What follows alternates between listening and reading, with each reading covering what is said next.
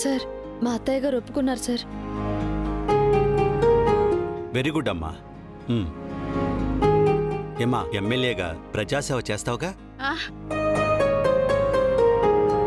అత్తయ్య చేస్తానని చెప్పండి. చేస్తాను సార్, చేస్తాను. గుడ్. అయినా టికెట్ నీకు కాదన్నవాడు ఇంకెవరికి ఇస్తాడ్రా? అదే అర్థం కావట్లేదమ్మా నాకు కూడా. చూస్తాను, ఎవడు తీసుకుంటాడో నేను చూస్తాను. ఈ బసవరాజును కాదని ఎవడికిస్తాడో నేను చూస్తా.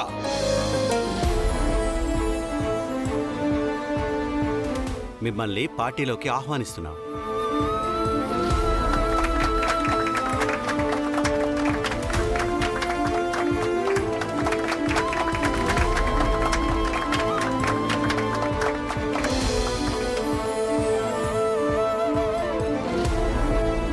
సంతోషం సార్. నేను ఎమ్మెల్యే అయితే మా ఆయన కూడా అయినట్టే కదండి. అత్తయ్యకి నేను చెప్తాను సార్. సరే అమ్మా, వెళ్ళొస్తాను. వస్తాను బాబు, ఉంటానండి. రామ్మ, బయట దాకా వెళ్ళొద్దాం. ఒరే బసవా, అతను వెళుతున్నట్టున్నాడ్రా. కనీసం బయటికెళ్ళి సాగనప్పరా. ఎవడి గురించమ్మా నువ్వు మాట్లాడుతున్నావు? నా ఇంటికొచ్చి నన్నే అవమానించిన వాడిని నేను సాగనంపాలా? ఇప్పుడు నాకున్న బీపీకి చంపి పంపుతాను గాని సాగనంపను. మావయ్య మావయ్య, మీకు గుడ్ న్యూస్.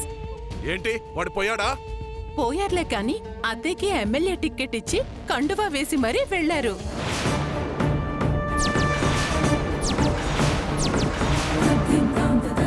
దానికి ఎమ్మెల్యే సీట్ ఇవ్వడమేంటే? ఏంట్రా బసవా? అమ్మా, వాడు విశాలాక్షికి టికెట్ ఇచ్చి కండువా కప్పొచ్చు గాని వాడటు వెళ్ళిపోగానే విశాలాక్షి కండువా తీసి నేలకెచ్చి కొట్టుండాలి. నాకు డౌటే మావయ్య. ఏం మాట్లాడుతున్నావమ్మా? అది ఇంట్లోంచి బయటకు అడుగు పెట్టాలంటే నన్ను 4 సార్లు అడుగుద్ది.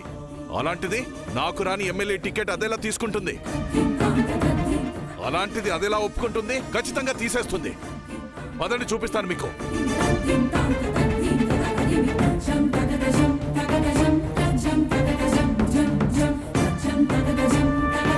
ఒరేయ్, మీ నాన్న చూసారంటే చాలా సంతోషిస్తారు కదరా.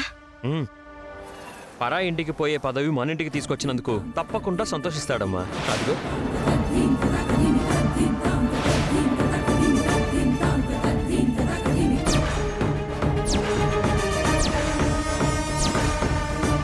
ఏమండి, ఇదెలా ఉంది నా మెళ్ళో?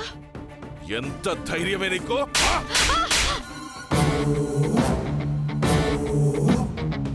అమ్మా,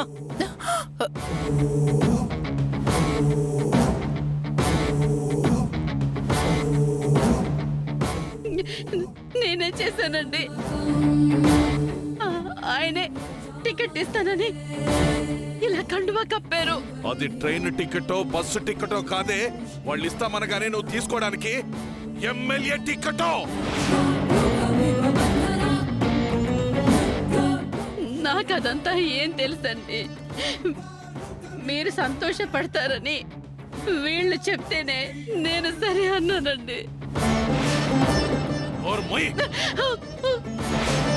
చెప్పడానికి వాళ్ళెవరు, ఒప్పుకోవడానికి నువ్వెవరే? అయ్యో మావయ్య మావయ్య. ఏయ్!